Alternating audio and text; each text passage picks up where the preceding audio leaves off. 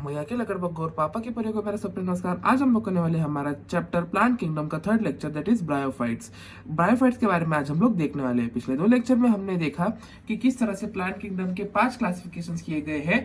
Plant kingdom के 5 division बनाए गए थे, अलगी, ब्रायोफाइट, पेट्रिडोफाइट, जिम्नोस्पर्म, एंजियोस्पर्म। अपन ने दूसरे लेक्चर में अलगी और अलगी के 3 प्रकार, रेड, ब्राउन और ग्रीन अलगी के बारे में देखा। आज के लेक्चर में अपन ब्रायोफाइट्स के बारे में, ब्रायोफाइट्स के दो जो टाइप ऑफ एग्जांपल्स है, ये 2 प्रकार नहीं रहेंगे, ये 2 इसके एग्जांपल रहेंगे, उसके बारे में अपन देखेंगे। चलिए शुरुआत करते हैं। तो सबसे पहला पॉइंट जो ब्रायोफाइट के संदर्भ में आता है वो है कि भाई they are found in moist and shady region, specially in the hills. यह जो होते हैं उन इलाकों में ज्यादा करके पाए जाते हैं जहां पर नमी होती है, जहां पर छाव होती है, या अंधेरा ज्यादा होता है, धूप बिल्कुल भी नहीं चलती, इन लोगों को धूप नहीं चलती, और इनको गीली नमी वाली जगह चलती है जो आपको पहाड़ों में मिल जाएगी, है ना। ये जो होते हैं आपके डैम्ड, ह्यूमिड और आपके शेडी लोकेलिटीज में पाए जाते हैं। डैम्ड और ह्यूमिड जो होता है नमी, जिसमें चिपचिप, डैम्ड यानी चिपचिप, पानी का एक ठहराव रहना, डैम्ड। फिर उसके बाद ह्यूमिड यानी चिपचिपा, ठीक है ना जी। और शेडी यानी अंधेरा, ठंड जगह पे, छाव वाली जगह पे, धूप जहां बिल्कुल भी न पहुंचे या बहुत देर तक धूप का प्रेजेंस न हो, या धूप वहां से एब्सेंस हो, वहां पे ब्रायोफाइट्स की मात्रा ज्यादा होती है। इनको एम्फीबियंस ऑफ प्लांट किंगडम कहा जाता है, क्योंकि ये नॉर्मली बाहर तो रह सकते हैं, लेकिन रिप्रोडक्शन के लिए इनको पानी की जरूरत लगती है। ये नॉर्मल, वैसे तो बाहर रह सकते हैं, लेकिन रिप्रोडक्शन के लिए इनको पानी की जरूरत लगती है ना जी। फिर उसके बाद because it usually lives in soil but mostly needs water, because water helps it in sexual reproduction. Water जो होता है इसके सेक्सुअल रिप्रोडक्शन में किस तरह से काम आता है कि वाटर क्या करता है, वाटर आपके मेल गैमेट जो होते हैं, जो मोटाइल रहते हैं, आप हमेशा याद रखिए कि मेल गैमेट जो रहते हैं, मैंने पिछले लेक्चर में कहा था मोटाइल रहते हैं, और फीमेल गैमेट्स नॉन मोटाइल रहती है प्लांट्स के अंदर, ठीक है ना। तो ये क्या करते हैं, उनके पास तक जाने के लिए उनको मीडियम जो एक्ट होता है वो वाटर एक्ट होता है। वाटर के थ्रू वो उनके नॉन मोटाइल जो गैमेट्स रहते हैं वो जाते हैं, ठीक है ना जी। तो नॉन मोटाइल मेल गैमेट्स जो है फीमेल गैमेट्स तक वाटर की मदद से जाते हैं सेक्सुअल रिप्रोडक्शन हेतु। इसलिए पानी उसको ज्यादा जरूरी है, पर सॉइल पे भी वो जिंदा रह सकता है, इसलिए उसको एम्फीबियन ऑफ प्लांट किंगडम भी कहा जाता है। एम्फीबियन कौन, फ्रॉग, टोड, आपके क्रोकोडाइल्स, ये के जमीन पे भी जिंदा रह सकते हैं, पानी में भी जिंदा रह सकते हैं, ठीक है ना जी। चलिए ये पॉइंट अपना क्लियर हो गया। अगले पॉइंट पे आते हैं कि इनके बारे में कहा गया था कि they are pioneers in the succession of bare rock. मतलब अब इस स्टेटमेंट को ध्यान से सुनिए। एनसीईआरटी में भले ही स्टेटमेंट दिया गया होगा, आपने कई बार एनसीईआरटी में पढ़ा होगा, अज्यूमिंग दैट, बट आपको इस स्टेटमेंट समझा नहीं होगा कि स्टेटमेंट का अर्थ क्या है, और आपको कह दिया जाता है फैकल्टीज द्वारा कि इसको हम इकोलॉजी चैप्टर जब आपका आखिरी 12वीं में होगा उसमें पढ़ाएंगे। लेकिन ऐसी बात नहीं, इसको अभी डील करना पड़ेगा कि पायोनियर यानी जिसने इसकी पाय भरनी करी थी, जिसने इसका फाउंडेशन स्टोन रखा था in succession of bare rock, यानी जो बंजर जमीन थी, जो बेयर रॉक था, जिसमें ना कोई झाड़, ना कोई जानवर, ना कोई प्राणी, ना इंसान, कुछ भी नहीं था, उस बेयर रॉक यानी बंजर जमीन के ऊपर सबसे पहले आने वाली चीज जो थी वो थी आपकी ब्रायोफाइट। सबसे पहले आने वाली चीज जो थी ब्रायोफाइट। सबसे पहले एक्चुअली लाइकन्स आए थे, लेकिन लाइकन्स ने एसिड सिक्रेशन किया, जो पत्थर को तोड़कर सॉइल बनाया। पत्थर पूरे कैसा हुआ कि भाई जो बिग बैंग थ्योरी थी उसका ऐसा कहता कि बहुत ही गर्म इसकी एक बैंग हुआ, जिसकी वजह से बहुत बड़ी एक गरम वो पैदा बनी, फिर उसका वो ठंडा हुआ, वो ठंडा होकर एक बड़ा पत्थर बन गया। फिर उस पत्थर के ऊपर लाइकन्स आए जिसकी वजह से एसिड सिक्रेशन हुई। एसिड सिक्रेशन से उन पत्थरों को तोड़ा, और उन पत्थरों को तोड़कर उन्होंने मिट्टी में तब्दील कर दिया, यानी पत्थर को उन्होंने मिट्टी में मिला दिया। लाइकन्स आए, एसिड सिक्रेशन किया, और पत्थरों को तोड़ा सॉइल में। ये वाला जो पार्ट है आपको, ये इस पे प्रश्न नीट 2023 में भी आया था, इसी कॉन्सेप्ट पे बेस, इसी मतलब इस नॉट एग्जैक्टली बड़ी लाइकन ने तोड़ा, ये सिर्फ इस नीट 2023 में भी आया था। और आपको एक चैप्टर इकोलॉजी के चैप्टर में पूरा एक इकोलॉजी के इकोसिस्टम वाले चैप्टर में है ये, ठीक है ना जी। तो ये इंपॉर्टेंट पॉइंट है, ये इग्नोर नहीं किया जा सकता। तो लाइकन आए, एसिड सिक्रेशन किया, पत्थर को मिट्टी में मिला दिया। फिर ब्रायोफाइट्स ने मिट्टी को बांध कर रखा, जिससे वह जमीन पर ही रहे और बरसात के कारण बहकर ना चले जाए। मैंने क्या करा है कि एनसीईआरटी में बहुत सारे पॉइंट्स जो होते हैं, लाइन जो होती है, भले ही इंग्लिश रहती है, इंग्लिश हमको आती है, बहुत अच्छे से हम बोल सकते हैं, वापर सकते हैं, लेकिन क्या होता है याद रखने में मुश्किल हो जाती है। इसलिए मैंने इसको साथ साथ हिंदी में भी लिखा है कि आपको एज इन कॉन्सेप्ट समझ आ जाए और आपके दिमाग में ये बात फिट हो जाए कि ब्रायोफाइट जो होते हैं मिट्टी को बांध कर रखता है, जिसके कारण वो जमीन पर ही रहे, वो जो मिट्टी है वो जमीन पर ही रहे और बरसात के में वो बह के ना चल जाए, जिसको अपन इंग्लिश में सॉइल इरोजन का टर्म कहते हैं। That is prevent the soil erosion by making a dense mat of higher dense mat. एक सॉइल की पूरी डेंस मैट बना लेता है ब्रायोफाइट की ग्रोथ की वजह से। जब सॉइल की डेंस मैट रहती है यानी वहां पे सॉइल की प्रेजेंस ज्यादा होती है, और जिस जगह पे सॉइल की प्रेजेंस ज्यादा होती है उस जगह पर आपके हायर प्लांट जैसे पेड़, बड़े बड़े पेड़, बरगद का झाड़ या आपके अच्छे अच्छे क्रॉप्स उग सकते हैं। इसलिए ब्रायोफाइट्स का ये काम होता है। तो सबसे पहले सक्सेशन में कौन है? लाइकेंस, फिर उसके बाद है ब्रायोफाइट। ये जो होते हैं रॉक को कॉलोनाइज करने वाले कौन दो थे? रॉक को कॉलोनाइज, अगर आपको क्वेश्चन नीट में ऐसा आया कि आप मॉक टेस्ट में क्वेश्चन पेपर में ऐसा आया कि रॉक को कॉलोनाइज करने वाले सबसे पहले दो कौन थे, तो आपके लाइकेंस एंड ब्रायोफाइट आप कह सकते हैं। ठीक है ना जी। इसके अंदर क्या रहता है कि इसके अंदर जो रहता है थैलस जो होता है इसके अंदर ये जो होता है ये थैलस रहता है। ये थैलस रहता है का क्या अर्थ है? इसका थैलस का क्या अर्थ रहता है कि भैया ये जो होता है इनके अंदर root like, stem like, leave like structure present होते हैं। ये exactly true root, true stem, true leaves नहीं रहते हैं, लेकिन ये root like, stem like, leaf like structure होते हैं। ठीक है ना जी। ये जो होते हैं presence of true root, stems and leave, ये absence of true root, stems and leave and presence of root like, leave like, stem like structure.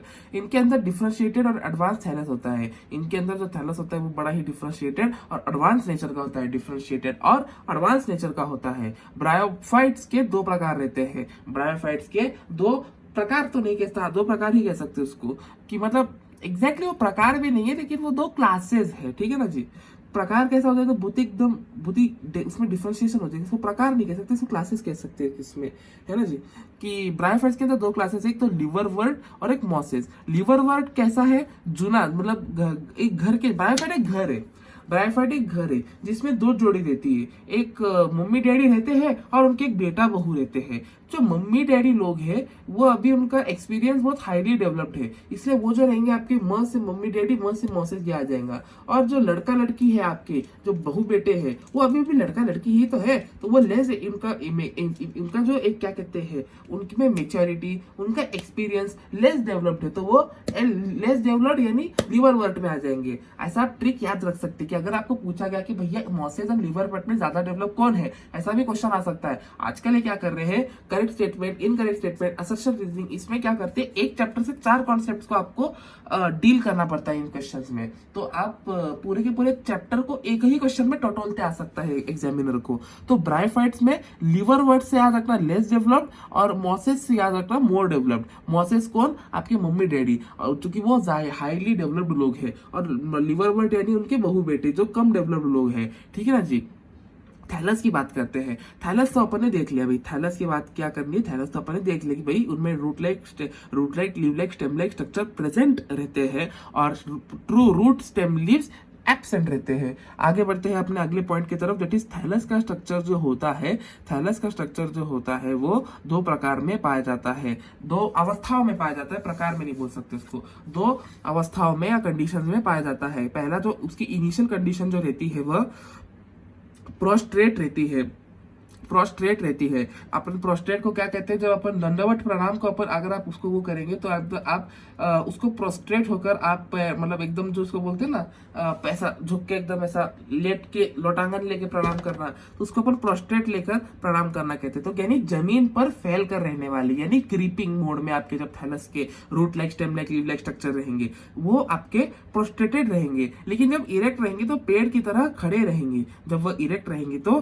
पेड़ की तरह खड़े रहेंगे। लेकिन इन दोनों कंडीशंस में उसे जमीन से जोड़े रखने वाले जिन स्ट्रक्चर्स को अपन राइजॉइड कहते हैं। राइजॉइड और कोई नहीं लेकिन रूट लाइक स्ट्रक्चर को ब्रायोफाइट्स के अंदर राइजॉइड कहा जाता है। अपन क्या हो जाता है कि अपन ये 2 पॉइंट याद रख लेते हैं कि rhizoid attached to soil and it has a presence of root like stem like leaf like structure. लेकिन अपने को राइजोइड रूट लाइक स्ट्रक्चर है, ये पॉइंट याद नहीं रहता। ये समझने वाली बात है। मैंने बहुत बार लोगों में देखा है कि भैया उनको ये पता रहता है कि राइजोइड ब्रायोफाइट्स में रहता है, उनको ये पता रहता है कि उसमें presence of root like leaf like stem like structure रहते हैं, लेकिन राइजोइड ही रूट लाइक स्ट्रक्चर का नाम है, ये बहुतों को पता नहीं रहता। ये एक पॉइंट इंपॉर्टेंट, इसे नोट कर लिया जाए, ठीक है ना जी। ये जो राइजोइड रहता है ये या तो आपका मल्टीसेलुलर रह सकता है या तो ये एक यूनिसेलुलर स्ट्रक्चर रह सकता है। ये राइजोइड जो है ये एक मल्टीसेलुलर स्ट्रक्चर रह सकता है या है एक ये यूनिसेलुलर स्ट्रक्चर रह सकता है।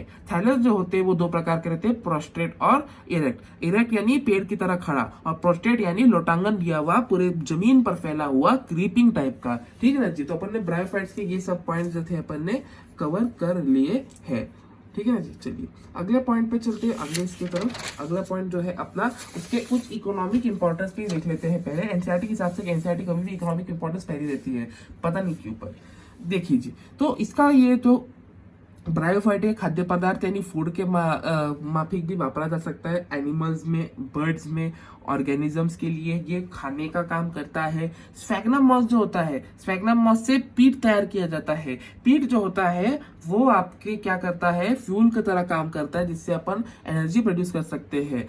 और जो ट्रांसशिपमेंट मटेरियल में भी काम आता है। ट्रांसशिपमेंट मटेरियल मतलब क्या, जब आप किसी, समझिए आप इस जो स्फैग्नम मॉस का पीट रहता है उससे आप आपके माल को कवर कर सकते हैं। जब आप उसे आप जहाज से एक देश से दूसरे देश तक भेज रहे हैं, क्या होता है जब आप बल्क में बहुत सारा सामान जहाजों में बेचते हैं तो आप उसको स्फैग्नम मॉस की जो पीट आती है, पीट की शीट से उसको कवर किया जाता है, जिससे उसकी वजह से उसकी लहरें आई, लहरें टकराई, या उसके पानी का, उसमें पानी का वो आया, मॉइस्चर आया, इन सब से बचाने के लिए उसको पीट की जो शीट बनती है उससे कवर किया जाता है। और ये जो थे सबसे पहले कॉलोनाइज करिए थे रॉक को। एक्चुअली कॉलोनाइजेशन ऑफ रॉक कोई इंपॉर्टेंट इकोनॉमिक इंपॉर्टेंस तो मेरे हिसाब से नहीं है, पर उसको पॉइंट में दिया गया था इसलिए हमने इसको इंक्लूड कर दिया। अब इसके सेक्स ऑर्गन्स की बात करते हैं। सेक्स ऑर्गन जो होते हैं, सबसे पहली बात कभी भी याद रखना, कोई भी सेक्स ऑर्गन अब जो रहेगा वो मल्टीसेलुलर मोड में रहेगा, ठीक है ना जी। सेक्स ऑर्गन इसके मल्टीसेलुलर रहते हैं। मेल के सेक्स ऑर्गन को आप एंथेरेडियम कहते हैं और फीमेल सेक्स ऑर्गन को आप आर्चेगोनियम कहते हैं। अगर आप महाराष्ट्र से है तो आपको आर्ची नाम की कैरेक्टर तो पता ही होगा, तो फीमेल से आप याद रख सकते हैं, आर्ची वाज अ फीमेल, तो archegonium is a female sex organ. ये पॉइंट आप याद रख सकते हैं कि जो अपनी आर्ची थी, जो थी वो फीमेल थी, तो archegonium is a female sex organ और antheridium is a male sex organ, ठीक है ना जी। तो आर्चीगोनियम एंड एंथेरेडियम। फिर उसके बाद ये क्या रहते हैं, ये एंथेरेडियम जो होते हैं, सबसे पहले हम मेल के बारे में देखते हैं, तो कि मेल फर्स्ट, ठीक है। तो एंथेरेडियम जो होते हैं ये एंथेराजॉइड बनाती है, मतलब जैसा अपने टेस्टिस स्पर्म बनाते हैं ह्यूमन मेल में, वैसे ही एंथेरेडियम जो रहते हैं एंथेराजॉइड बनाते हैं, जो मूव कर सकता है। जॉइड का मतलब, कभी भी अगर जॉइड शब्द कहां पे भी आया तो जॉइड शब्द का मतलब रहता है कि वो मोटिलिटी दिखा सकता है, मूव कर सकता है, ठीक है ना जी। ये जो होता है आपका बाइफ्लैजिलेटेड रहता है, ये जो होता है आपका बाइफ्लैजिलेटेड रहता है। ये जो होता है बाइफ्लैजिलेटेड रहता है क्योंकि इसको मोटिलिटी के लिए इसके दो फ्लैजिलाज रहेंगे, वो उसको मूव करने में मदद करेंगे। मोटिलिटी वही तो ही आएगी उसी में जब उसमें फ्लैजिला प्रेजेंट रहेगा। इसके बाइफ्लैजिलिटी ही उसको मोटिलिटी प्रदान करती है और इस फ्लैजिला की मदद से वो स्विम कर सकता है और आर्चेगोनियम तक पहुंच सकता है। पानी में ये स्विम कर सकता है और आर्चेगोनियम तक पहुंच सकता है विद द हेल्प ऑफ बाइफ्लैजिला यानी दो फ्लैजिलास की मदद से। बाइफ्लैजिलेटेड यानी दो फ्लैजिला। इस स्ट्रक्चर को देखिए आप, ठीक है ना जी, ठीक है ना। अब ये भी हो गया, ये सारे पॉइंट कवर हो गए अपने मेल के, ठीक है ना। आर्चेगोनियम के बारे में देखते हैं। फीमेल रिप्रोडक्टिव स्ट्रक्चर, आर्चीगोनियम यानी female reproductive structure. It is a flask shape, ये फ्लास्क लिखा है मैंने, एक्चुअली फ्लास्क रहना चाहिए कि फ्लास्क शेप, यानी फ्लास्क जो रहता है ना आपका, आपको फ्लास्क आप इंग्लिश में कहते हैं लेकिन अपन हिंदी में उसको लोटा, लुटिया या उसको गड़वा भी कहते हैं, ठीक है ना जी। तो ये फ्लास्क शेप में रहता है। इसके अंदर, इस फ्लास्क शेप यानी इस लोटे के शेप के अंदर एक आपका सिंगल एग प्रेजेंट रहता है। सिंगल एग आपको नीट में पूछा जा सकता है कि इन आर्चेगोनियम नंबर ऑफ एग्स प्रेजेंट 1 2 3 और 0, तो आपका ऑप्शन आर्चेगोनियम के अंदर एक ही आपका एग प्रेजेंट रहता है। ये जो होता है एग जब आपके आर्थेरोजॉइड से या आर्चिगोनियम में का एग जब आपके एग जब एंथेरोजॉइड से फ्यूज होता है तो आपका जाइगोट बनाता है। बहुत बार कैसा कर सकते हैं कि ये एंथेरेडियम और आर्चेगोनियम, एंथेरेडियम प्लस आर्चेगोनियम को दे देंगे और इज इक्वल टू 2n बताएंगे, लेकिन गलत होगा। वो एंथेरेडियम और आर्चेगोनियम सेक्स ऑर्गन्स है, वो आपके ये नहीं है, क्या बोलते, गमेट्स नहीं है वो, ठीक है ना। गमेट आपका कौन रहेगा, एंथेराजॉइड और आपका एग सेल, ये दोनों फ्यूज होके आपका 2n का जाइगोट बनाएंगे, ठीक है ना, 2n का जाइगोट बनाएंगे। ये 2n जाइगोट जो रहेगा मायोसिस नहीं माइटोसिस, माइटोसिस की मदद से बहुत सारे अलग अलग स्पोरोफिटिक प्लांट बॉडी बनाएगा, बहुत सारी 2n वाली स्पोरोफिटिक प्लांट बॉडी रहेगा। अब जो पहले जो अपने जाइगोट का प्लॉइडी थी वो 2n थी, वो माइटोसिस को इक्वेशनल डिवीजन यानी इक्वली डिवाइड होना, रिडक्शनल डिवीजन यानी उसका आधा हो जाना। तो इक्वेशनल डिवीजन यानी माइटोसिस की मदद से वो बहुत सारे आपके स्पोरोफिटिक प्लांट बॉडी बनाएगा। उस स्पोरोफिटिक प्लांट बॉडीज में से कुछ जो आपकी स्पोरोफिटिक प्लांट बॉडी रहेगी वो मायोसिस के थ्रू जाएगी,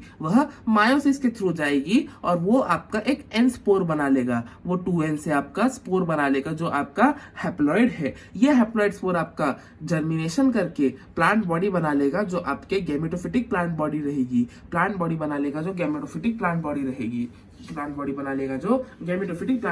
आई होप मैं आपको समझा पा रहा हूँ कि भैया 2n का जाइगोट रहता है, 2n जाइगोट जो रहता है वो आपके माइटोसिस के थ्रू जाता है, जिससे वजह से बहुत सारी वो स्पोरोफिटिक प्लांट बॉडी बनाता है। स्पोरोफिटिक प्लांट बॉडी में एक जो कुछ जो स्पोरोफिटिक प्लांट बॉडी रहती है वो मायोसिस के अंदर जाके फिर एक हैप्लॉइड स्पोर बना लेते हैं। यह हैप्लॉइड स्पोर जर्मिनेशन के द्वारा आपके गैमेटोफिटिक प्लांट बॉडी बना लेते हैं, फिर उसके बाद ये क्या करते हैं, गैमेटोफिटिक प्लांट बॉडी बनाने के बाद ये क्या करते हैं, जहाँ पे ये गैमेटोफिटिक प्लांट बॉडी जो होती है आगे आपका मेल और फीमेल के वो बनाएगी, ठीक है ना जी। यहाँ पर क्या होता है, अगला पॉइंट जो मैं दिखाना चाहता हूँ आप लोगों को,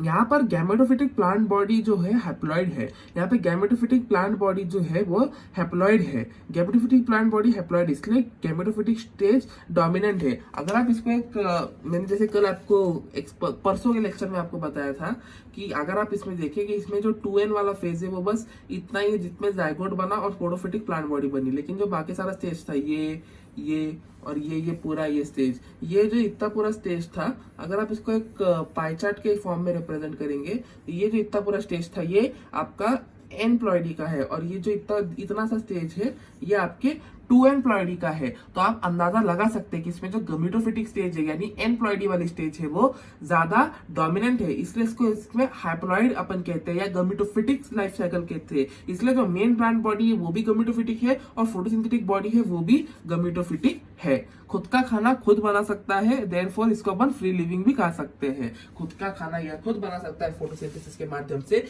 इसलिए अपन इसको फ्री लिविंग भी कहते हैं। तो अपन ने अब तक क्या पॉइंट देख लिया कि भैया इसमें गमीटोफिटिक फेज जो थी डोमिनेंट होने के कारण अपन इसको क्या कह रहे थे, आप इसको हैप्लॉइड लाइफ साइकिल कह रहे थे, और अपन इसकी मेन प्लांट बॉडी को और फोटोसिंथेटिक बॉडी दोनों को भी अपन इसको गमीटोफिटिक कह रहे थे। अपन ने ये पॉइंट भी क्लियर कर लिया है। चलिए अगले पॉइंट की तरफ चलते हैं।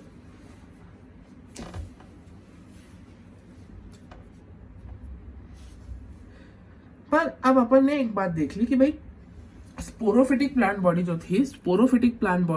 जो थी खुद का खाना खुद तो नहीं बना सकती। स्पोरोफिटिक प्लांट बॉडी कभी खुद का खाना इस पॉइंट पे ब्रायोफाइट्स के अंदर खुद का खाना खुद नहीं बना सकती है, ठीक है ना जी। इसीलिए वो गमीटोफिटिक के ऊपर डिपेंडेंट रहते हैं। तो अपन एक बात इससे इन्फर कर सकते हैं कि भैया जो गमीटोफाइट है वो खुद तो फ्री लिविंग है, गमीटोफाइट जो है वो तो खुद तो फ्री लिविंग है, लेकिन जो स्पोरोफाइट है वो डिपेंडेंट है। स्पोरोफाइट जो है वो डिपेंडेंट है। गमीटोफाइट तो आपके वो फ्री लिविंग है, लेकिन स्पोरोफाइट जो है आपका वो डिपेंडेंट है किसके ऊपर, गमीटोफाइट के लिए फोटोसिंथेसिस द्वारा बनाए गए फूड के हेतु, ठीक है ना जी। ये पॉइंट भी अपना अब क्लियर हो चुका है। चलिए अगले पॉइंट की तरफ चलते हैं, ठीक है ना जी। चलिए शुरुआत करते हैं अगले पार्ट की तरफ, दैट इज लिवर वर्ड्स के बारे में। तो लिवर वर्ड्स जो थे अपने, ये जो थे आपके मॉसिस के एक ब्रायोफाइट्स के एक प्रकार है, लिवरवर्ट्स एंड मॉसेस जो है ब्रायोफाइट्स के दो प्रकार है, उसमें का एक प्रकार आपका लिवरवर्ट है। ये जो है आपके प्रिमिटिव टाइप के, जैसे मैंने आपको बताया कम एडवांस टाइप के ब्रायोफाइट्स है। ये जो होते हैं they grow in moist shady places like bank of streams, marshy ground, damp soil, bark of tree, wood, but will try to be always be near the water. मतलब ये जो होते हैं नमी वाले इलाकों में, मॉइस्ट इलाकों में, शेडी यानी छाव वाली इलाकों में, बैंक ऑफ स्ट्रीम्स मतलब आपके पानी की जहाँ पे बैंक ऑफ स्ट्रीम्स मतलब समझो बहता पानी है, तो बहते पानी के तट के पास आपके समझो घाट बना है, बनारस के घाट हो गए, तो वो घाट का जो एकदम पायथा नहीं बोल सकते, पायथा हमारा पायथा बोलते हैं हम लोग, लेकिन जो उसका एकदम ऐसा जो वो रहता ये पानी ऐसा ऐसा बहते जा रहा है और ये यहाँ पे बैंक ऑफ स्ट्रीम्स या ऐसा ये जमीन और ऐसे ऐसे ऐसे ऐसे पानी जा रहा है, तो ये बैंक ऑफ स्ट्रीम बैंक ये हो गई। मार्शी ग्राउंड यानी आपका जो आपके ये हो गए मार्शी एरियाज जो हो गए, मार्शी ग्राउंड मतलब उसको कहते हैं मैंग्रोव, सॉरी मार्शी वाले मैंग्रोव वाले इलाकों में उसको अपन मार्शी कहते हैं। या डैम्प सॉइल यानी आपकी गीली मिट्टी, यानी गीली मिट्टी पे, बार्क ऑफ सॉइल यानी ट्री यानी आपके पेड़ों की छाल के ऊपर और लकड़े के ऊपर भी ये लिवरवर्ट उग सकते हैं। ये जो होते हैं इनका थायराइड स्ट्रक्चर रहता है। थायराइड वर्ड स्ट्रक्चर अपन ने जस्ट थोड़ी देर पहले ही देखा कि absence of true root stems and leaf but presence of flute like leave like stem like structure. इसके अंदर थैलॉइड बॉडी होती है। उदाहरण इसका मार्केंशिया रहेगा। मार्केंशिया बोलते हैं अपन इसको, ठीक है ना जी। उदाहरण इसका मार्केंशिया रहता है। थैलस इज डॉर्सिवेंट्रल, थैलस जो होता है इसमें का वह डॉर्सिवेंट्रल होता है और जो dorsally appress and to the substratum. Thallus is dorsiventral and dorsally appress to the substrate and substratum. Thallus is dorsiventral and closely appress to the substrate और सबस्ट्रेटम। यानी the thallus is dorsiventral and dorsally appress to the substrate and substratum. 3 बार statement पढ़ना का मतलब third statement important है। मतलब इसका दिखा ऐसा है, मैंने मतलब इसका मतलब ऐसा है कि डॉर्सल पीछे वाला कभी भी याद रखना, जो डॉर्सल रहता है वो पीछे वाला रहता है, वेंट्रल जो रहता है वो आगे का सरफेस रहता है। इसकी एक अलग पहचान रहती है। It is differentiated dorsally, dorsal ventrally differentiated रहता है। मतलब ये मेरा पीछे का हिस्सा है, ये मेरा आगे का हिस्सा है। मैं इसको कैसे पहचान सकता हूँ कि पीछे के हिस्से में कोई नाखून नहीं है लेकिन आगे के हिस्से से नाखून है, बाल है। ये हाथ की हथेली पे कभी कोई बाल नहीं आते लेकिन हाथ की जो चमड़ी रहती उसके ऊपर बाल आते हैं। तो मैं डॉर्सल और वेंट्रल साइड को, आगे और पीछे को मैं अपना बराबर डिफाइन कर सकता हूँ कि मेरे आंख नाक जो है ये मेरे आगे के हिस्से में वेंट्रल साइड पे है, लेकिन जो मेरे बाल है, मेरी पीठ है, ठीक है ना जी, वो सब जो है वो मेरे डॉर्सल साइड में है। बंदर है, बंदर के आंख, उसके मुंह, उसकी नाक वो सब वेंट्रल साइड में, लेकिन उसकी पीठ, उसकी पूंछ वो सब उसके डोर्सल साइड में है। और closely appress to the substrate और सबस्ट्रेटम। इस स्टेटमेंट का अर्थ ये है कि क्लोजली अप्रेस रहना यानी सबस्ट्रेट या सबस्ट्रेटम को, यानी सरफेस जितना ये उतना फैल जाएगा। समझ लीजिए मेरा सरफेस जो है ये इतना बड़ा है और ये मेरा जो आपका मार्केंशिया हो गया, लिवरवर्ट हो गया, वो मेरा इस तरह से, तो वो जैसे जैसे ग्रो करेगा तो ग्रो होके पूरा के पूरे सरफेस में सब फैल जाएगा, ठीक है ना। जितना सरफेस उतने पूरा सरफेस में फैल जाएगा ये, ठीक है ना जी। और जो लिवरवर्ट रहता है वो सरफेस से चिपका हुआ रहता है।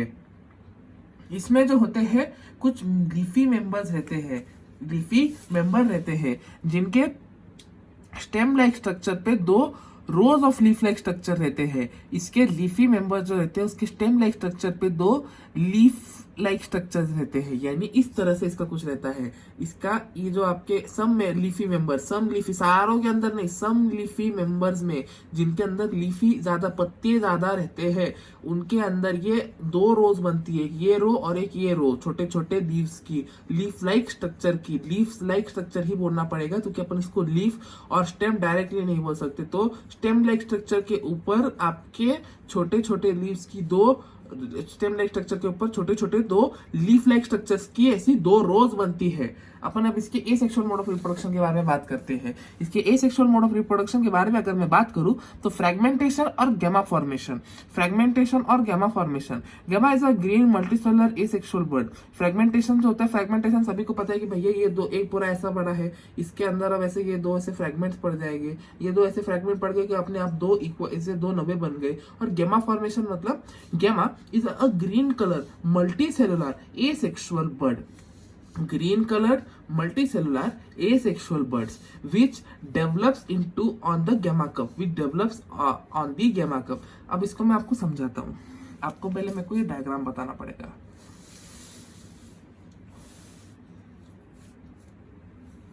अच्छा, एक पॉइंट जो मैं आपको डायग्राम बताने से पहले भूल गया था, उसको मैं पहले बता देता हूँ, ठीक है ना। सॉरी, मेरे को माफ कर दीजिएगा, मेरे पॉइंट बताना भूल गया कि आपको मैंने डॉर्सल वेंट्रल वाला बात बताई थी, लेकिन अपने लिवर वर्ट के संदर्भ में डॉर्सल वेंट्रल किस तरह से रहेगा। जहां पर ये गैमा कप, आपके एनसीईआरटी में भी ये डायग्राम है, जहां पर ये गैमा कप इस तरह से रहेगी उसको अपन वेंट्रल कहते हैं। और जो उसके से ये रूट्स बने हुए हैं, ये जो रूट्स है ये इसका डॉर्सल साइड है। तो और अपन ये डॉर्सल है और जो गैमा कप है वो वेंट्रल है, जिससे अपन भाई आसानी से पहचान सकते हैं ये डॉर्सल कौन सा है और वेंट्रल कौन सा है। इसलिए डॉर्सो वेंट्रली डिफरेंशिएटेड स्ट्रक्चर है, ठीक है ना जी। ये डॉर्सो वेंट्रली डिफरेंशिएटेड स्ट्रक्चर है। तो अब अपन वापस से अपने वही पॉइंट पे चलते जिसको अपन देख रहे थे कि इसके जो गैमा कप जो थे, गैमा कप्स यानी ये वाले जो स्ट्रक्चर थे, इसको अपन गैमा कप के नाम से पहचानते हैं। ये गैमा कप जो होते हैं आपके कप लाइक स्ट्रक्चर रहते हैं। ये गैमा कप जो होते हैं आपके कप लाइक स्ट्रक्चर्स होते हैं जो वेंट्रल साइड ऑफ लीफ पे डेवलप करते हैं। इनके अंदर एक रेसेप्टिकल्स रहते हैं, इनके अंदर रेसेप्टिकल रहते हैं जो आपके गैमा को स्टोर करते हैं। इनके अंदर रेसेप्टिकल्स रहते हैं जो आपके गैमा को स्टोर करते हैं। और ये गैमा को स्टोर करने की रिलीज करते हैं जो एक नए लिवर वर्ट को डेवलप कर देगा। गैमा कप के अंदर रिसेप्टिकल्स रहते हैं जो गैमा को स्टोर करते हैं और गैमा को रिलीज करने पर वो रिसेप्टिकल रिलीज करके वो एक नए लिवर वर्ट में उसको डेवलप कर सकता है। तो गैमा फॉर्मेशन से क्या होता है कि भैया गैमा जो होता है एक ग्रीन मल्टीसेलुलर एसेक्सुअल बर्ड रहता है। गैमा इज अ, पहले तीन कैरेक्टरिस्टिक याद रखना, ग्रीन मल्टीसेलुलर एसेक्सुअल बर्ड। ये कहाँ बनता है? आपके गैमा कप में बनता है। गैमा कप कहाँ है? Ventral side of the liverwort, जो आपके रिसेप्टिकल्स के अंदर गैमा आपके स्टोर रहते हैं, जो गैमा रिलीज होने के ऊपर नए लिवर वर्ट को आपके नए लिवर वर्ट को निर्माण करेगा, उसमें से एक नया लिवर वर्ट आपका बनेगा। ठीक है ना जी। चलिए अपन ने asexual mode of liverworts भी देख लिया है। आगे सेक्सुअल रिप्रोडक्शन के बारे में देख रहे हैं। तो सेक्सुअल रिप्रोडक्शन जो था उसमें आपके अगर सेम ऑर्गेनिज्म के ऊपर दोनों सेक्स ऑर्गन्स पाए जाते हैं तो उसे मोनोशियस या बाइसेक्सुअल कहा जाता है। मोनोशियस या बाइसेक्सुअल कहा जाता है। एनसीईआरटी में एज सच इसका कोई एग्जांपल अभी तक दिया नहीं है। या अगर एक सेक्स ऑर्गन एक प्लांट बॉडी पे, एक सेक्स ऑर्गन एक प्लांट बॉडी पे पाया गया, एक सेक्स ऑर्गन आपके एक प्लांट बॉडी पर पाया जाए तो उसे अपन डायोसिस या मोनोसेक्सुअल कहते हैं। डायोसिस या मोनोसेक्सुअल कहते हैं। मोनोसेक्सुअल कहते हैं। एग्जाम्पल मार्केंटिया। ठीक है ना जी। तो एंथेरिडियम और आर्चिगोनियम जो एक साथ फ्यूज होते हैं तो उसको मेल गैमेट बनाते हैं, जो साथ में एंथेरिडियम जो होता है एंथेरेडिया बनाता है। एंथेरेडिया प्लस आर्चिगोनियम जो होता है मेल गैमेट और फीमेल गैमेट दोनों फ्यूज करके आपका हैप्लॉइड से डिप्लॉइड जाइगोट बनाते हैं। जाइगोट जो डिप्लॉइड था वो अपना माइटोसिस के थ्रू आपके स्पोरोफाइट बनाएगा। स्पोरोफाइट जो थे, ये स्पोरोफाइट जो होता है गैमेटोफाइट पे डिपेंड करता है। ये स्पोरोफाइट जो होता है वो गैमेटोफाइट पे डिपेंड करता है। तो अब गैमेटोफाइट पे डिपेंड करता है स्पोरोफाइट, तो उसको अपन किस तरह से बताएंगे कि गैमेटोफाइट पे डिपेंड करता है स्पोरोफाइट? भाई गैमेटोफाइट पे डिपेंड करता है स्पोरोफाइट। अपन ऐसा बताते हैं कि भाई जो स्ट्रक्चर ये जो रहता है ना, ये पत्तों वाला स्ट्रक्चर, ये पत्तों वाला स्ट्रक्चर जो रहता है ये आपका ये गैमेटोफाइट रहता है। ये गैमेटोफाइट रहता है पत्तों वाला स्ट्रक्चर, इसलिए ये आपका फोटोसिंथेसाइज कर सकता है। ये फोटोसिंथेसाइज कर सकता है। फिर उसके बाद ये ऐसा, ये फुट ऐसा स्ट्रक्चर रहता है, ऐसा ये एक स्ट्रक्चर रहता है। ये फुट, ये स्ट्रक्चर जो होता है ऐसा डंडी वाला और ये बल्ब ऊपर रहता है, तो ये फुट होता है। इसके लॉन्ग थिन स्लेंडर स्ट्रक्चर को हम सीटा कहते हैं। ऊपर जो ऐसा बल्ब वाला स्ट्रक्चर उसको कैप्सूल कहते हैं। और इसके अंदर रहता है स्पोर जो आपकी मायोसिस से डेवलप हुआ है। इसके अंदर रहता है स्पोर जो आपके स्पोरोफाइट से, जब स्पोरोफाइट आपका स्पोरोफाइट के बाद जो मायोसिस होगा जिससे आपका स्पोर डेवलप होगा। ठीक है ना जी। तो ये स्पोरोफाइट, ये जो पूरा रहता है कैप्सूल फूड सीटा, ये आपका स्पोरोफाइट रहता है। तो नीट में अगर आपको एमसीक्यू आ सकता है कि sporophyte is equals to food seta capsule, food seta capsule. ये स्पोरोफाइट जो रहता है ये खुद का खाना खुद नहीं बना सकता है, इसलिए ये डिपेंडेंट रहता है, इसलिए ये इंडिपेंडेंट नहीं रहता, ये डिपेंडेंट रहता है गमीटोफाइट के ऊपर। इसकी जो फोटोसिंथेटिक बॉडी रहती है, इसकी फोटोसिंथेटिक बॉडी रहती है वो गमीटोफाइट प्लस स्पोरोफाइट ऐसे रहती है। प्लांट किंगडम से पहले बायोलॉजिकल क्लासिफिकेशन में अपन ने देखा नहीं, बायोलॉजिकल क्लासिफिकेशन में नहीं, अपन ने प्लांट किंगडम में देखा था, बराबर बराबर प्लांट किंगडम में ही देखा था कि भैया अपन ने वो चार्ट बनाए थे, तो उसमें अपन ने गैमेट अपना क्या बोलते ब्रायोफाइट को अपन ने लिखा था gametophyte plus sporophyte. Here gametophyte is here the sporophyte is dependent on the gametophyte, और पिक्टोडोफाइट में गैमेटोफाइट स्पोरोफाइट दोनों एग्जिस्ट करते हैं, but here the sporophyte is independent of the gametophyte, ऐसा अपन ने लिखा था। तो अपन अब प्रूव कर सकते हैं ना कि भैया ब्रायोफाइट के अंदर किस तरह से गैमेटोफाइट आपके स्पोरोफाइट को सपोर्ट करते हैं, किस तरह से स्पोरोफाइट आपके गैमेटोफाइट पर डिपेंडेंट रहते हैं। ये अपन ने पॉइंट अपना समझा लिया है, आई होप। तो अपन इसमें एक डायग्राम वाला क्वेश्चन जो बनता है, बहुत हिट क्वेश्चन है, उसको अपन एनकाउंटर करेंगे अभी कि समझिए आपको ये दो डायग्राम दिए गए हैं, तो आप कैसे पहचानेंगे। आप याद रखिए भैया, फीमेल जो होती है बाल वाल बना के आती है, बाल वाल बना के आती है, सच धज के आती है, तो कैसे रहेगी वो एकदम ऐसे रहेगी, ऐसे फूलों के जैसे सच के आती है, फूलों के जैसे सच के आती है। और जो अपने मेल रहते हैं भैया वो ऐसे ही कैसे झब्बे से बन के आ जाते हैं, ठीक है ना जी। तो इस तरह से आप डायग्राम देख के आप याद रख सकते हैं। जो फूल जैसा डायग्राम है, तो फूल जैसा डायग्राम में वो फीमेल रहती है, फर्स्ट से फूल, फर्स्ट से फीमेल, और आपका जो मेल है वो कैसा भी आपका मेला कुचला सा आपका दिख सकता है। तो अपन ने अब सेक्सुअल रिप्रोडक्शन वाला देख लिया कि भैया मोनोशेस बायोसेक्सुअल और आपके डायोशेस मोनोसेक्सुअल ये थे, आपका मार्केंटिया था। फिर उसके बाद अपन ने गैमेटोफाइट और स्पोरोफाइट किस तरह से एक दूसरे पे डिपेंड करते हैं, और आपके स्पोरोफाइट के अंदर आने वाली तीन स्ट्रक्चर यानी फूड सीटा कैप्सूल, कैप्सूल के अंदर स्पोरोफाइट से आपका मायोसिस के द्वारा डेवलप किया गया स्पोर जो प्रेजेंट होता है कैप्सूल के अंदर, ये अपन ने अब देख लिया। चलिए आगे बढ़ते हैं अपन मॉसेस की तरफ। तो मॉसेस का अगर अपन देखें तो मॉसेस में सबसे पहला पॉइंट आता है predominant stage is gametophyte which consist of two stages. इसपे गमीटोफिटिक स्टेज यानी एन वाली स्टेज जो होती है वो प्रीडोमिनेंट रहती है, जिसके अंदर दो स्टेज रहते हैं। जो स्पोर रहता है दो स्टेजेस रहते हैं, एक तो प्राइमरी प्रोटोनिमा स्टेज और आपका फिर एक लैटरल बर्ड वाला स्टेज, ठीक है ना जी, प्रोटोनिमा स्टेज और एक बर्ड स्टेज। तो चलिए, अगर आपको नीट के किसी एमसीक्यू बुक में पूछा गया कि दो स्टेज रहते हैं, तो आप प्रोटोनिमा स्टेज और फर्स्ट प्रोटोनिमा सेकंड प्रोटोनिमा टिक करके मत आ जाना, प्रोटोनिमा स्टेज और उसका बर्ड वाला स्टेज, ये दो स्टेज रहते हैं, ठीक है ना जी। बेसिक इंफॉर्मेशन थी, याद रखने लायक। अब अपन इसका सीक्वेंस देखते हैं। सबसे पहले स्पोर डेवलप होता है, स्पोर डेवलप होकर बनाता है आपका प्राइमरी प्रोटोनिमा।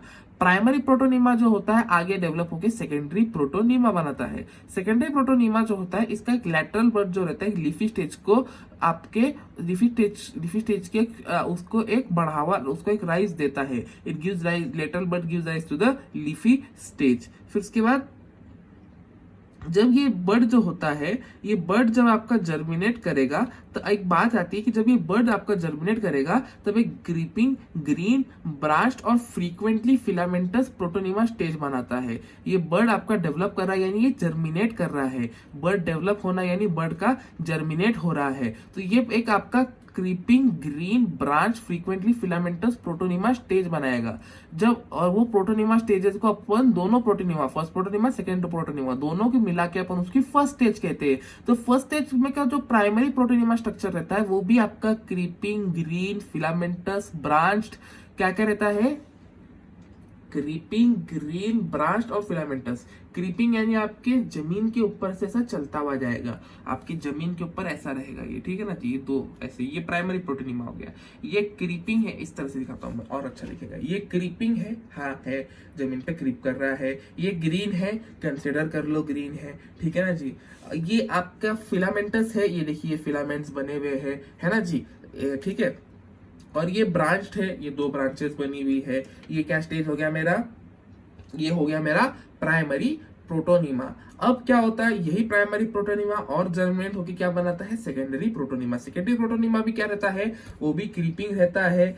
आपका सेकेंडरी प्रोटोनिमा भी क्रीपिंग रहता है। सेकेंडरी प्रोटोनिमा इरेक्ट नहीं रहता है, भूल से भी ऐसा मत करिएगा।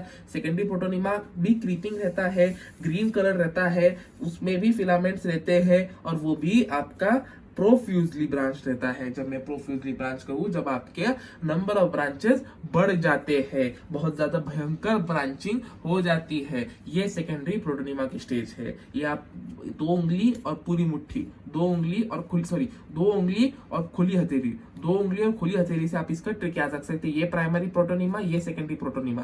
प्राइमरी प्रोटोनिमा यानी आपका ये 2 ब्रांच्ड है, इसमें ये फिलामेंट बने हुए हैं, ये ग्रीन कलर्ड है। और सेकेंडरी प्रोटोनिमा यानी, और ये क्रीपिंग है। सेकेंडरी प्रोटोनिमा यानी ये क्रीपिंग है, फिर उसके बाद इसमें ये ब्रांचेस बने हुए हैं, वो भी प्रोफ्यूजली ब्रांचेस है, ये ग्रीन कलर्ड है, इसमें ये फिलामेंट्स बने हुए हैं। ये आप एकदम दिमाग में फिट कर लीजिए। आगे बढ़ते हैं अपन अगले पॉइंट की तरफ। जब ये और आगे डेवलप होगा तो ये आपका लेटरल बड बनाएगा, जो आपका इरेक्ट रहता है। अब ये जो होता है, ये जो प्रोफ्यूजली ब्रांच जो होती है, वो अब आपकी इरेक्ट एक लेटरल बड बना लेती है, जो इरेक्ट होती है। इसके अंदर क्या होता है, ये जो बड रहती है उसके आजू बाजू स्पाइरली अरेंज्ड लीव रहते हैं, स्पाइरली अरेंज्ड लीव्स रहते हैं। फिर उसके बाद स्पाइरली अरेंज्ड लीव्स जो होते हैं, बात याद रखिएगा, ये लीव लाइक स्ट्रक्चर होता है। बड के अराउंड उसको लीव लाइक स्ट्रक्चर सराउंड करता है, स्पाइरली अरेंज करके। एक उसका thin slender stem like structure रहता है, जो उस बर्ड को पकड़ता है। समझिए, ये बर्ड है, मैं इसका ये बर्ड है, और ये बर्ड को पकड़ने वाला thin slender stem like structure, उसको बर्ड को पकड़ने वाला वो स्टेम लाइक स्ट्रक्चर जो होता है, वो थिन और स्लेंडर यानी पतला सा स्ट्रक्चर होता है। फिर उसके बाद ये जो होता है, इसकी जो राइजॉइड यानी राइजॉइड अपन ने पिछले थोड़ी देर पहले देखा कि मल्टीसेलुलर रहती है या तो ये यूनिसेलुलर रहती है, लेकिन मॉसेस में ये मल्टीसेलुलर दिख रही है अपने को, इसमें अपने को ब्रांच दिख रही है, और राइजॉइड अपना रूट लाइक स्ट्रक्चर। तो राइजॉइड यानी अपना रूट लाइक स्ट्रक्चर, मल्टीसेलुलर और ब्रांच्ड है। इसका सेकेंड स्टेज जो होता है, second stage bears the sex organ, second stage bears the sex organ. ठीक है ना जी। सेकेंड स्टेज कौन सी सेक्स ऑर्गन आपका बेयर करती है, यानी आपकी लीफी स्टेज। अगर आपको पूछा गया कि भैया मॉसेस के अंदर which stage bear the sex organ, तो लीफी स्टेज और the second stage bear the sex organ. First stage कौन सी होगी, प्रोटोनिमा स्टेज, जिसके आपका 2 भाग हुए थे, प्राइमरी प्रोटोनिमा, सेकेंडरी प्रोटोनिमा। हथेली वाली ट्रिक याद रखना, ठीक है ना जी। तो अपन ने मॉसेस का भी अपना पार्ट खत्म कर लिया। अब अगले अपने पॉइंट पे चलते हैं, मॉसेस के बारे में कुछ और इंफॉर्मेशन देखते हैं, वेजिटेटिव प्रोपोगेशन के बारे में, ठीक है ना जी। और कुछ और 2-3 इंपॉर्टेंट पॉइंट्स है कि वेजिटेटिव रिप्रोडक्शन इसके अंदर फ्रेगमेंटेशन द्वारा होता है। इसका वेजिटेटिव रिप्रोडक्शन जो होता है फ्रेगमेंटेशन द्वारा होता है, और बडिंग द्वारा भी होता है। सेकेंडरी प्रोटोनिमा में वेजिटेटिव रिप्रोडक्शन फ्रेगमेंटेशन द्वारा होता है, और बडिंग इन सेकेंडरी प्रोटोनिमा, यानी सेकेंडरी प्रोटोनिमा के अंदर जब बड बन जाते हैं, अपन यहाँ पे ही देखा कि लेटरल बड जो होते हैं, सेकेंडरी प्रोटोनिमा के जो लेटरल बड रहते हैं, ये बड लाइक स्ट्रक्चर जो होते हैं, ये आपके आगे आपके वेजिटेट बडिंग वाले एसेक्सुअल रिप्रोडक्शन को बढ़ावा देंगे, ठीक है ना जी।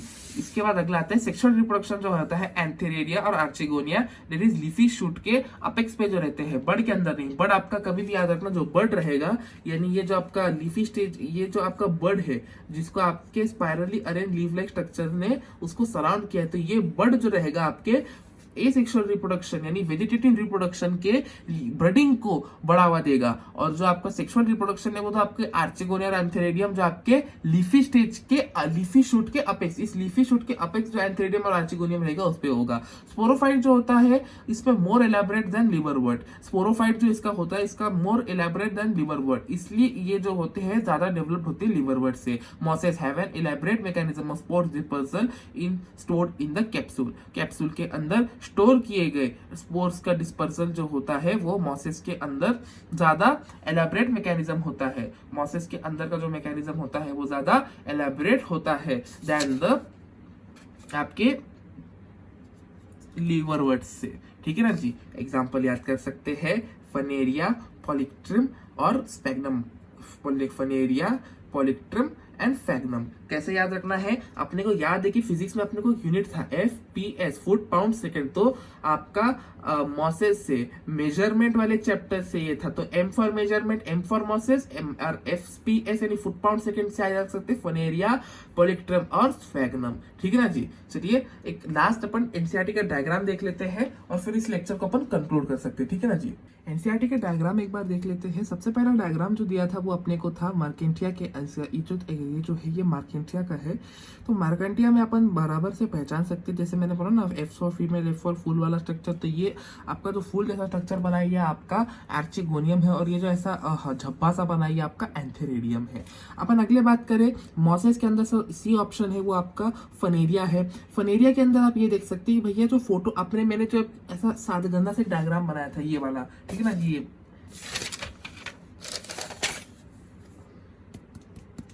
ये वाला है ना। तो इसमें क्या था कि फनेरिया के अंदर आपका ये आपके फनेरिया में भी ऐसा ही दिख रहा है कि ये जो होता है ये इतना पार्ट जो रहता है गमीटोफाइटिक लीव्स रहते हैं जो आपकी फोटोसिंथेसिस कैरी करके फूड बनाएगा, जो आपके स्पोरोफाइट को प्रदान करेगा। लीफ लाइक स्ट्रक्चर्स है, लीफ एक्चुअली नहीं है। सीटा है ना। और ये कैप्सूल है। कैप्सूल जो होता है स्पोरोफाइट जो होते हैं मायोसिस के थ्रू जाते हैं, जो आपके स्पोर फॉर्मेशन में मदद करते हैं। स्पोरोफाइट जो होते हैं मायोसिस के थ्रू जाके स्पोर फॉर्मेशन कर देते हैं, और जो कैप्सूल के अंदर स्टोर रहते हैं। मेन एक्सिस और राइजोइड यानी आपके रूट लाइक स्ट्रक्चर, ये लीव्स यानी लीफ लाइक स्ट्रक्चर आपका गैमेटोफाइट पे प्रेजेंट रहता है। फिर उसके बाद अपन ये याद रख सकते हैं भैया स्फैग्नम जो होता है, स्फैग्नम में अपन ये अगला डायग्राम जो दिया था वो स्फैग्नम का दिया था, उसकी एक लेबलिंग में और लेबलिंग का एक अंदर का राज में बताता हूँ। लेबलिंग का अगर ध्यान से देखिए तो लेबलिंग में लिखा गया है एंथेरेडियल ब्रांच और आर्चिगोनियल ब्रांच, एंथेरेडियल ब्रांच और आर्चिगोनियल ब्रांच। तो एंथेरेडियल ब्रांच और आर्चिगोनियल ब्रांच स्फैग्नम में दोनों पाए जाने के कारण अपन क्या कह सकते हैं, अपन कह सकते हैं कि भैया ये तो मोनोशियस है, ये बाइसेक्सुअल है, कि भैया स्फैग्नम के ऊपर मेल एंथेरेडियम और एंथेरेडियल और ब्रांच और आर्चिगोनियल ब्रांच दोनों पाए जाने की वजह से अपन उसको स्फैग्नम को आपका मोनोशियस या बाइसेक्सुअल कह सकते हैं। तो अपन ये बात जो थी एनसीईआरटी में बड़ी सी अनकही सी थी, ठीक है ना। इसको अपने को डायग्राम को ध्यान से देख के आपको याद करना पड़ेगा, इसलिए अपन क्या करते हैं इसको अपन अपने नोट्स में अपन इसको इंक्लूड कर देते हैं। मैं जब आप पढ़ा रहा था तो मेरे को यही थोड़ा सा एक मार्केंटिया के टाइम में मैंने थोड़ा हल्लू बोला, अगर आपने ऑब्जर्व किया तो मेरे को एक एग्जांपल मेरे को लग रहा था कि अपन भूल रहे, तो ये होगा आपका स्फैग्नम भी आपका अरे सॉरी मैंने गलत कॉलम में लिख दिया, सॉरी। स्फैग्नम जो रहेगा आपका मोनोशियस या बाइसेक्सुअल रहेगा। एनसीईआरटी में एक्चुअली मोनोशियस बाइसेक्सुअल के बारे में कोई लाइन दी गई नहीं है, लेकिन ये आपको डायग्राम से बहुत ज्यादा देख के पहचानना पड़ेगा, क्योंकि इसकी डायग्राम में अपन ने देखा ना कि भैया यहाँ पे ये ऐसी एक एंथेरेडियल ब्रांच बनी और ये ऐसी फूल जैसी ये आर्चिगोनियल ब्रांच बनी है, ठीक है ना जी। तो ये एनसीईआरटी में अपने को बहुत ध्यान से देख के अपने को ये बात नक्की करनी पड़ी थी। तो बाइसेक्सुअल अगर आपको पूछा गया कि भैया बाइसेक्सुअल कौन से है, बाइसेक्सुअल बायोफाइट, तो बाइसेक्सुअल बायोफाइट को आप क्या कर सकते हैं, बता सकते हैं कि भैया बाइसेक्सुअल बायोफाइट तो आपके ये हो गए कौन थे, स्फैग्नम और मार्केंटिया, ये तो दोनों हो गए ये आपके यूनिसेक्सुअल या डायोशियस हो गए, और ये जो था आपका मोनोशियस था, है ना जी। चलिए तो अपन ने ये वाला पॉइंट भी अपन ने अब खत्म कर लिया है। चलिए आज के लिए बस इतना ही, अपन ने आज बायोफाइट का पूरा पार्ट खत्म कर लिया है। कल के लेक्चर में अपन प्रिथ्रिडोफाइट के बारे में देखेंगे। तो आई होप आपने साथ में नोट्स बनाए होंगे, मैंने बहुत सारे इंपॉर्टेंट पॉइंट्स कवर किए गए हैं। हिंदी वाले पॉइंट भी अगर आपको आती है हिंदी लिखना तो आप जरूर लिखिए, आपको साथ साथ आपको फिर क्योंकि नोट्स में कैसा रहता है, आपको जब रिवीजन होता है तो आपको इसी लाइन पढ़ के याद आना चाहिए, दिमाग को क्लिक हो जाना चाहिए, और जब आप नीट देने बैठेंगे या मॉक टेस्ट देने बैठेंगे तो वो डायरेक्ट आपको बुक के उस कॉर्नर पे वैसी बात मैंने ऐसी ये लिखी थी वो बातें इस तरह से आपको याद आना चाहिए, इसको कहते हैं सही पढ़ाई, ठीक है ना जी। चलिए फिर आई होप आपको आज का लेक्चर पसंद आया होगा। नोट्स बनाइए, ध्यान से लेक्चर को देखिए, डाउट्स है तो कमेंट सेक्शन में पूछिए। Thank you for watching this lecture, have a great day.